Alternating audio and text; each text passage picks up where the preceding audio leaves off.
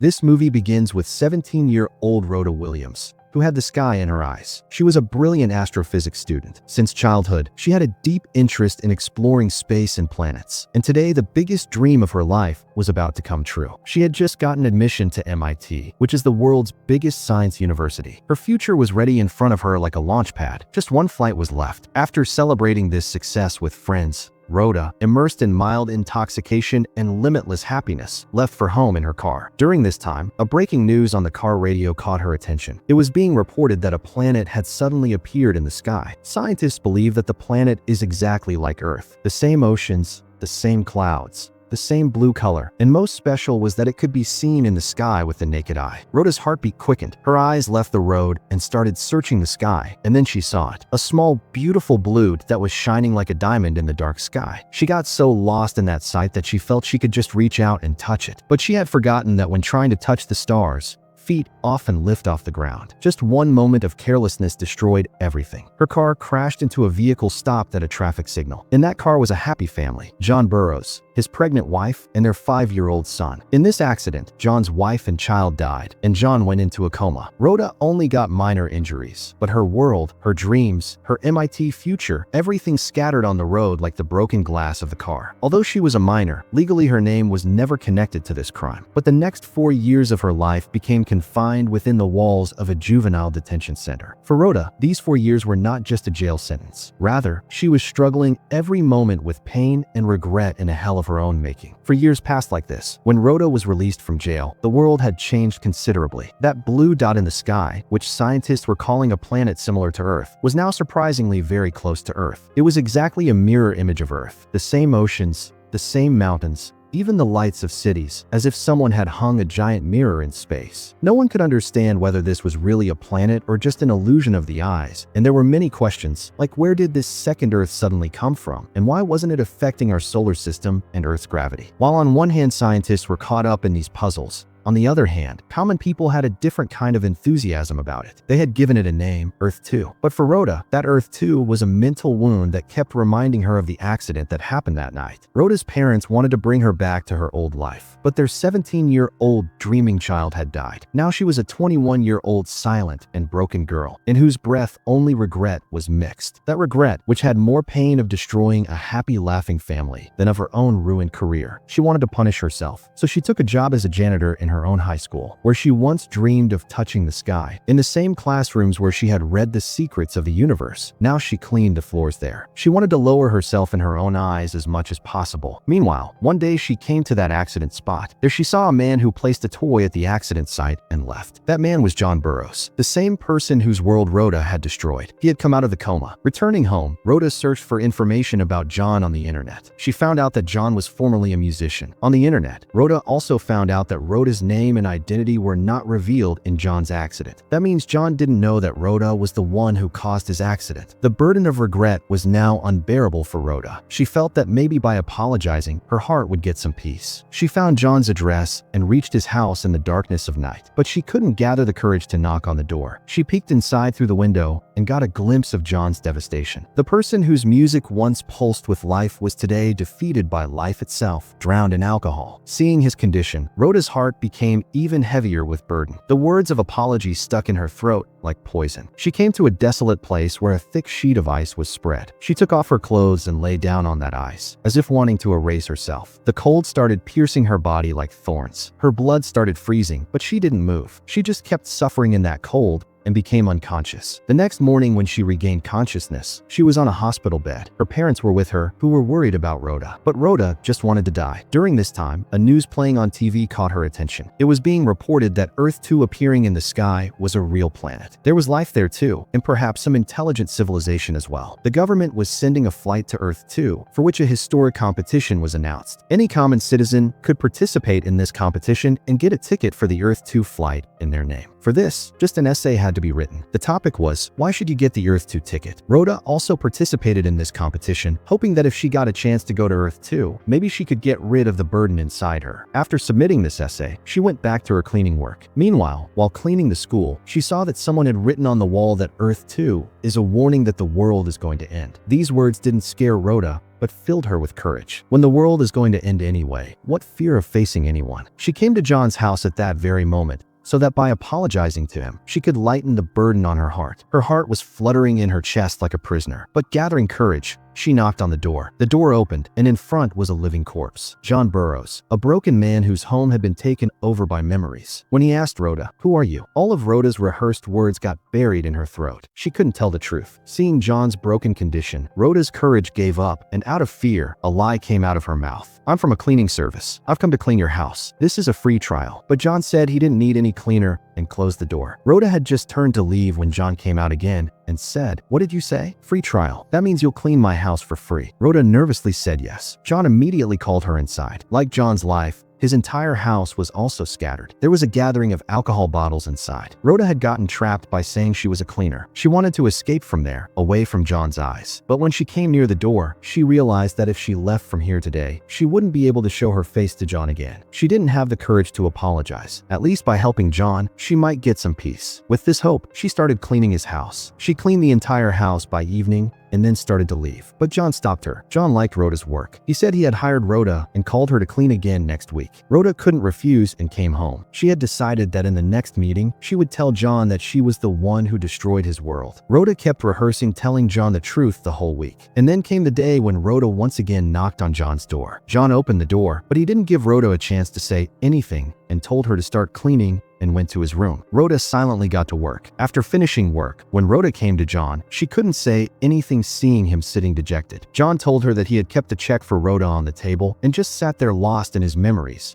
Dejected. Rhoda took the check and left, but she didn't want money from John. She just wanted an apology. Now she started coming to his house every week. She wasn't cleaning his house, but cleaning his pain, his memories, his stopped time. She was trying to somehow bring light back into John's life. One such night, when Rhoda returned to her home, she saw her family sitting with eyes fixed on the TV. A live telecast was being shown on TV in which SETI, the organization searching for intelligent life in the universe, was trying to contact Earth 2 for the first time. Scientist Dr. Joan Tallis sent a message directly to Earth 2 on radio. "This is Earth, United States. I am Dr. Joan Tallis from SETI. Can you hear me?" The whole world held its breath, waiting for an answer from the other side. But no answer came from the other side. Dr. Joan repeated her words. "I'm saying again, Dr. Joan Tallis from SETI, United States, Earth. Can anyone hear me?" Then suddenly, a broken voice came from the other side. "Yes, we can hear you." Dr. Joan was shocked. For a moment, complete silence spread across the entire station. But then again, a voice came from the other side. "I am Dr. Joan Tallis. Can anyone hear me?" Dr. Joan became quiet. She felt that maybe her own voice was repeating and coming back. She asked her assistant to change the channel. But then again, a voice came. Hello, my name is Joan Tallis. I'm the director of SETI. I'm speaking from Mountain View, California." These words blew the minds of Dr. Joan along with people all over the world. Dr. Joan's voice wasn't repeating. Rather, this answer had come from Earth 2. A woman was talking in Dr. Joan's own voice, taking her own name. Dr. Joan controlled her emotions and asked her, "Okay, so Dr. Joan Tallis, can you tell me your date of birth?" The voice from the other side came. "May 7th, 1954, and I was born at Robinson Hope Hospital in Mount Pleasant, New York." Dr. Joan's amazement now knew no bounds because her date of birth and birthplace were the same. She couldn't believe her ears. She thought maybe this could be some fraud too. Holding her breath, she asked further, "When I was a child, I took a trip to Cape Canaveral. Did you also go there in childhood?" The answer came from the other side. "Yes. I was 11 years old at that time." This answer also matched with Dr. Joan's life. The doctor now asked one last question. "What did you buy from the gift store there?" The answer came, "Space food. I used to think I would go to space someday. I bought Astro strawberries." Dr. Joan's eyes froze in amazement. Her answer, which she had already written on a board, matched exactly with that voice. In that one moment, all the laws of science remained as they were. This meant only one thing, that Earth 2 was a mirror of our world. A world where a shadow of every person existed, where the lines of history and future were also exactly the same. That's why when Dr. Joan tried to talk to them, at that very moment, Dr. Joan of Earth 2 also contacted Earth. This one revelation forced the entire human race to question itself. The question that if I am there too, then is that version of me better than me? Or would he have also made the same mistakes that I made? Can I change my past by meeting him? These questions were now echoing in everyone's mind, and in Rhoda's mind, these were rising like a storm. The next day, when she reached John's house, she saw that John was also gazing at Earth 2 through his telescope. telescope. He was also amazed, thinking that in that other world too, there would be a John who might be looking at him at this very moment. John also asked Rhoda to gaze at the beauty of Earth too. He was now starting to like Rhoda's company. Gradually, they both became quite close to each other. They would talk to each other for long periods, play games, and John would often come to drop Rhoda home. Rhoda now never let John feel alone. During this time, one day Rhoda told John in conversation that she had also participated in the Ticket to Earth 2 competition. But John wasn't happy at all hearing this. He said, "Why do you want to go after all? Why are you deliberately inviting trouble? There's no guarantee of this mission's success, and you have no idea what will happen there." To this, Rhoda said, "That's exactly why I want to go there. To see." But then John's eyes fell on something that took away all the softness of that moment. Rhoda had washed and cleaned his late wife's old sweater. That sweater which John always kept on his bed because his wife's fragrance was still alive in it. For John, it wasn't just a piece of clothing but the last piece of his past. And today that fragrance was gone. John's pain turned into anger and burst out. He shouted and threw Rhoda out of his house. Rhoda came back home completely broken. The next day, she was again a janitor in school, as before, filled with regret. In the evening, when she finished work and returned home, she saw John's car outside her house. Rhoda came to John. John was ashamed of his bad behavior and had come to apologize to Rhoda. Rhoda became emotional and said that she should be the one apologizing. Then John made a request to her. He asked her to go somewhere with him. As soon as Rhoda agreed, he took her along to an empty concert hall. There, in the silence of that large hall,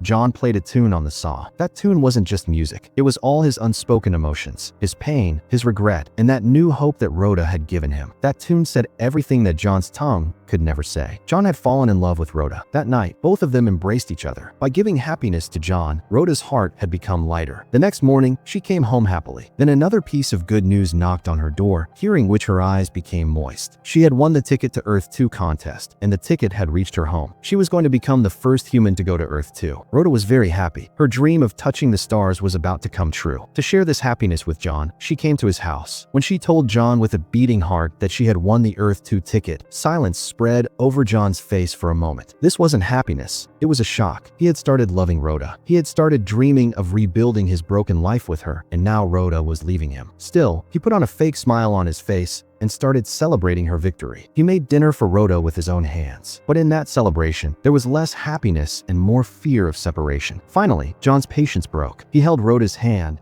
and said, "Rhoda, don't go, please. I'll be alone in life again." Rhoda still wanted to go. She started explaining to John that she couldn't stay here. But John started begging before Rhoda. Seeing that pain in John's eyes, Rhoda's heart sank. She said, "Okay, I'll stay. But before that, you'll have to listen to a story. If after listening to it, you still want me to stay with you, then I'll never leave you." And then Rhoda started probing that wound buried in her chest which she had been hiding for 4 years. She told John her truth through a story, how a girl got lost looking at a blue dot in the sky, and she made such a mistake that perhaps wasn't even worthy of forgiveness. As soon as the story ended, a terrible silence spread in the room, as if time had stopped right there. John's facial expressions started changing. Love turned into hatred, and sympathy into anger. The woman he was considering as the returned peace in his life was actually the biggest storm of his life. John lost his temper and, shouting in anger, threw Rhoda out of his house, out of his life, forever. Their relationship, built on the foundation of lies, shattered forever in just one moment. Rhoda, thrown out of John's world. When she reached her home drowned in tears,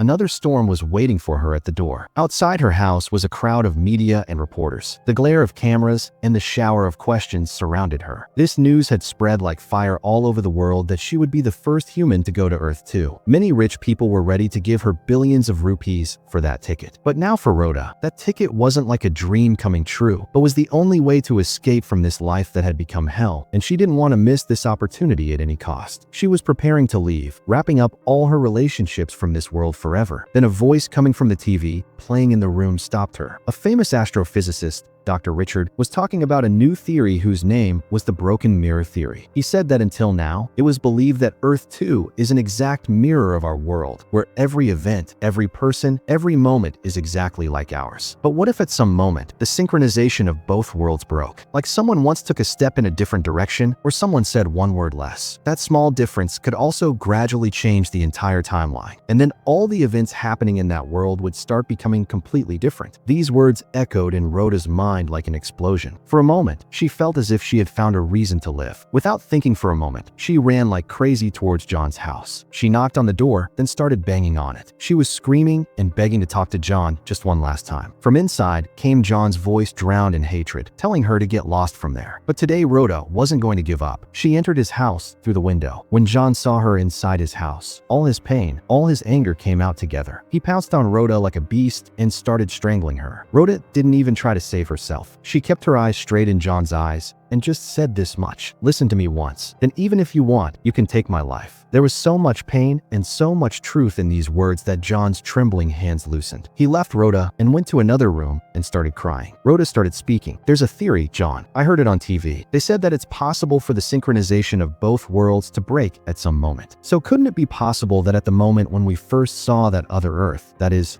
Earth 2, in the sky, some such event happened that broke the synchronization of both worlds? That night, for years ago, when I saw that blue dot in the sky and the accident happened, this could also be that event which could break the synchronization of both worlds. Think, John, if the Rhoda of that world didn't look up, if that accident never happened there, then maybe your family would be alive there." Saying this, Rhoda handed over her Earth 2 ticket, that last piece of her freedom, to John and silently left from there. She had realized that the person who needed that ticket the most wasn't her, but John. By giving John a new hope, for the first time in 4 years, Rhoda's heart became lighter. She stopped running and started living again. A few days later, Rhoda saw on the news that scene which the whole world was waiting for: the launch of John's flight. John's face was on the screen, on which there was a genuine smile after years. A smile of hope and a new tomorrow. Seeing his happiness, it was as if balm was applied to Rhoda's wounds too. Her atonement was complete. For months past, Rhoda had learned to live by gathering the pieces of her broken life. One evening, when she returned home from work, she saw someone standing at her door. A woman whose face was exactly like Rhoda's. The same eyes, the same hair, but in her eyes, there was no regret but a sparkle of confidence. Her clothes weren't of a janitor, but of a successful astrophysicist. In that one moment, everything became clear in Rhoda's mind. The broken mirror theory was true. In that world, Rhoda didn't look at the sky that night. That accident never happened. She went to MIT. She fulfilled her dream, and today, as a reward, she got a ticket to Earth. And if that Rhoda was here, then it meant only one thing: that in that other world, John's family was alive. That means the situations that John faced on Earth 2, those same situations were now also in front of Rhoda. Both Rhodas just kept looking at each other, one carrying the burden of her mistakes, the other a living example of a better life without those mistakes. And here this film raises a very big question. If you also ever meet yourself, a version of you who didn't make the mistakes you made, then could you face them? Perhaps no one has the answer to this. And that's why, like our thoughts, this film also ends right here.